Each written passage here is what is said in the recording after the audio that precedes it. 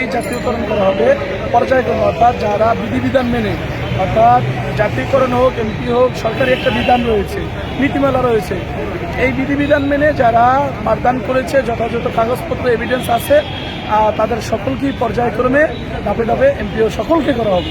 এবং জাতীয়করণ প্রথমে বলছিল এমপিও, আমরা যখন জাতীয়করণই করছি তখন সে রেজলিউশনে উল্লেখ করেছে এবং সে আশ্বাস দেয় নেই, শুধু রেজলিউশনের গৃহীত সিদ্ধান্ত যেটা, সেই সিদ্ধান্ত করেছে পর্যায়ক্রমে ইনশাল্লাহ আমরা এটা জাতীয়করণ করব। শুধু তাই নাই, সচিব মহোদয় আজকেই অনুমোদন পেয়েছে প্রাইমারি যেই ভবন হয়, আমাদের ভবন ছিল না, আমাদের কোনো ভবনের ব্যাপারে কোনো প্রকল্প ছিল না, সে এটা নিজের উদ্যোগে সে গতকালকে গিয়ে পাশ করিয়েছে এবং সেটার আজকে অনুমোদিত কপি সচিব স্যার নিজে হাতে পেয়েছে এবং আমাদেরকে দেখিয়েছে। আমাদের সকল স্বতন্ত্র ইবতেদায়ী মাদ্রাসাগুলো প্রাথমিক বিদ্যালয়ের ন্যায় 3তলা ফাউন্ডেশনে ভবন হবে, 2তলা প্রাথমিক কাজ করা হবে এবং যদি ছাত্রছাত্রী বেশি হয় তাহলে 3তলা সম্পন্ন করা হবে। এটা আমাদের জন্য অনেক ভালো একটা দিক। সচিব স্যার এই বলে আমাদেরকে আশ্বস্ত করেছে এবং বলেছে আপনারা পাঠদানে চলে যান, যথাযথ কাগজপত্র যা লাগে সবগুলো করেন।